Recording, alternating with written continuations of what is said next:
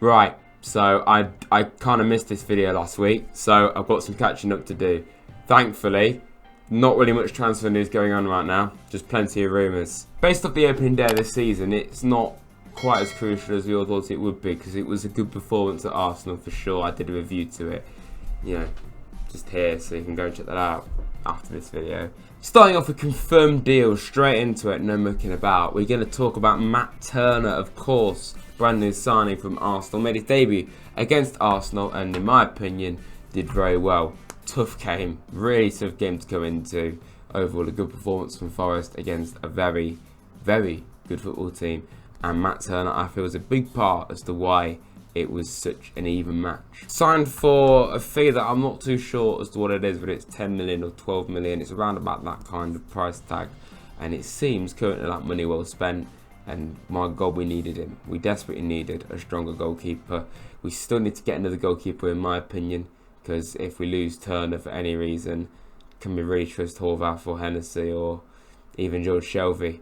I don't think so. Continuing with confirmed deals, these all being confirmed outs, departures.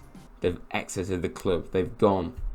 Not forgotten, but they're not at the club currently. Josh Bowler has joined Cardiff City on loan and scored on his debut away at Leeds. Excellent deal, suits him well, bottom end of the championship, so he should thrive really, in my opinion, at Cardiff. Richie Laryea, a forgotten man, has joined Vancouver Whitecaps on loan for the season. Not really much else I can say other than that. He's never going to play for the club again, really, is he? Jack Colback and Steve Cook have officially joined QPR, and Cook has already made his debut for QPR. It was really tough to see both of them leave, two promotion heroes, alongside Sam Surridge also departing earlier in the window. Yeah, it's sad to see players like that leave, but it was the best for their career. Colback, I don't think he's currently fully fit to play for QPR, but when he is, he'll be a big asset for QPR in that midfield. And Steve Cook, from what I hear, had a good debut. Brian Hayder has joined Real Salt Lake permanently, having been on loan there last season. A player that really didn't make any sense at the time when we signed him, had a few good moments, but yeah, I don't think he was ever really going to cut it. So looking at a few rumours, unfortunately, there's not actually as many as we normally have because Forest just aren't being linked with as many players at the moment, which is annoying. So a few of these may be old news, but they are still being linked with us. We're going to start with Kasper Schmeichel, a goalkeeper that I think would be a solid addition, probably a backup goalkeeper to Matt Turner based off how he has played for us so far. And the fact that Kasper is 36, ex-Leicester goalkeeper, ex-Notts County goalkeeper as well, currently at Nice in France. Yes, not at all long term, but we need another goalkeeper. And he was kind of declining at Leicester the last couple of years he was there, so that's probably why he moved on. But I think we need to sign him up because we need another goalkeeper. He's not going to play all the time, and I think we can surely trust someone like Kasper Schmeichel, who is, for me, the ultimate professional. And he's a great bloke as well. Like, you know, I don't know him personally, but he comes across well. I'm sure he likes a lovely cup of tea or, you know, a croissant. That wasn't even an intended joke, France and croissants, but I do like croissants a lot. They're actually really good and underrated. Could put cheese on actually, or maybe jam or scrambled egg. This is totally off topic. Another player I've been linked with, this is well over a week ago now, is Wilmer Barrios. Might have butchered that, but that's the thing new for me. Zenit St. Petersburg midfielder, Colombian international, played against England at the World Cup in 2018. Fun fact, I just thought I'd put that out there. 154 appearances for Zenit. We've already had a bid of apparently £3.4 million rejected. Apparently Zenit wants a lot more, in the region of maybe £15 million. So he wouldn't be too cheap, but we all know we need another midfielder. That midfield, looking at it, Yates, Danilo, Mangala, excellent players. Freuler isn't the answer seemingly. O'Brien, what's the future for him? Is he going to stay? Is he good enough? I personally would like to see O'Brien get a chance, but that's not the point here. And check Duarte. He's good, but is he good? I don't know. We need another midfielder, we know that. He does seem like a very physical, very composed player in that midfield. 29 years of age. I wouldn't be against this one. We are still being linked with left backs, even though we have got Ola A&L. We probably need to get someone else in. I'm very intrigued by this rumour. Again, I'm not sure how likely. I only tend to pick rumours that I actually think have a chance of happening. I'm talking about Sosa, the Croatian left back at Stuttgart and the Croatian national team. I know, you would never have guessed that. Capital of Croatia is Zagreb. There we go. Anyone doubts my geography knowledge? There you go, you can't now.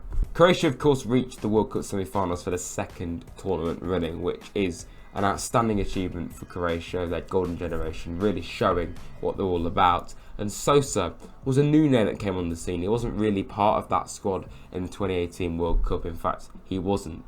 But this World Cup did very well, I thought. And a good price tag potentially for someone of his age and ability, 25. Apparently around about 12 million is enough. We do need to get in a left back. I think Sosa would be first choice. He's got a goal in him. He's an assist specialist, got 10 assists last season, and he's a set piece taker as well, which is only a major boost because set pieces have been something that Forest have kind of struggled with. Another rumour is Filip Kostic. This is literally coming out the morning that I'm recording this, so again, I really just hope that I can get as many accurate rumours as possible. 44 appearances for Juventus last season. Now that sounds like something very special. Juve did kind of drop off last season for their standards, but this guy did actually play a very big part in their season. 3 goals, 10 assists, a well-capped Serbian international, ex-Frankfurt player, over 170 appearances for Frankfurt. West Ham are also interested in the winger. I've not even said where he plays. He is a winger on the left-hand side. In particular, very experienced, played at a high level. I need to see more of him, if I'm entirely honest, to describe him as a player, but I think a lot of people would have heard of this guy. He has got a pretty good calibre to him, and he's 30, he's not too long term, and I'm not entirely sure why we're going for him, because we don't desperately need a winger anymore, and we don't really play with wingers. We more play with false attacking midfielders, I suppose. It's normally Brennan and Morgan just behind a 1A, and they're not really on the wing, they're more central. It's a weird formation that Forest play, but we haven't really played with traditional wingers that much down the years in recent seasons. However, he'd only offer great squad depth, and I don't know how many, probably around about 15 million it would cost. I'm not sure how likely this is, but it is a pretty big name to be linked with. Alexa, who is the Roma centre-back that's just joined Al Hilal? From Reuters.com. Brazilian defender Roger Ibanez has joined... Alexa, stop talking. Thank you. Yeah, I just wanted to know how to say his name, and I just thought that'd be an original way of doing it. We were linked with him, and yeah, out of nowhere, really. We put in a £21 million bid for him. But then he goes and joins the Saudi Arabian League. Who isn't joining Saudi Arabia this year? I wonder why. High quality football over there, right? No. A couple more rumours in terms of rumours out. We've got Gustavo Scarpa apparently being linked with Olympiacos.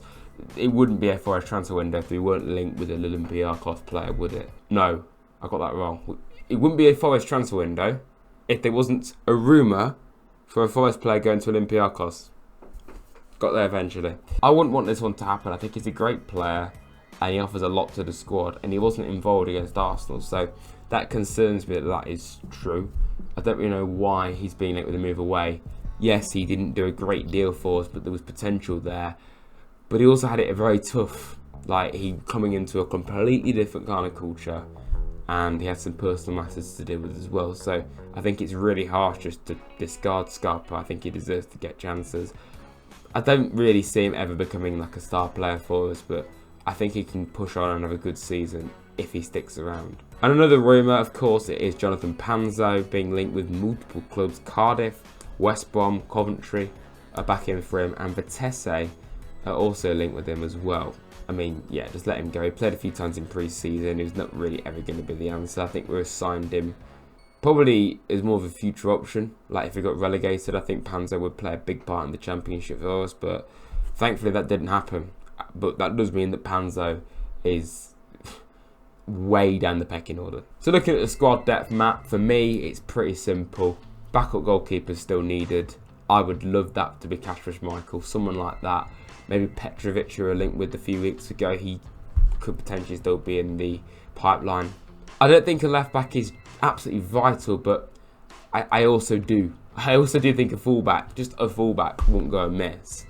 Centre-back is more important in my opinion, just getting in a stronger centre-back. Having said that, I think McKenna, Wall and Bolly did great against Arsenal, and then Felipe and Niakate. So, yeah, on form, centre-backs are good, but we could do with someone else as well. Backup midfielder and then backup striker for me. So, if I'm really narrowing it down, striker, midfielder, backup goalkeeper, then it's probably a centre-back, and then maybe a full-back. So, no more than 4, maybe 5 players.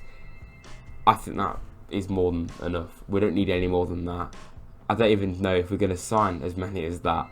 And I think it's good that we're being, fair on the team that kept us in the league, trying to keep it as a collective, as a squad, and not really going too mad. But we do still need to add a couple more players. That is my transfer roundup. It's good to do this again. I've made up for missing out last week. Thankfully, there wasn't really too much I missed, because it's kind of gone a bit quiet the last week, unfortunately. But I hope you've enjoyed this. If you have, hit the like button, subscribe to Rads if you're new, and I'll see you soon, everyone. My Premier League predictions coming out next. Again, they should have been out last week, but they weren't. So thanks for watching, everyone. Up the Reds.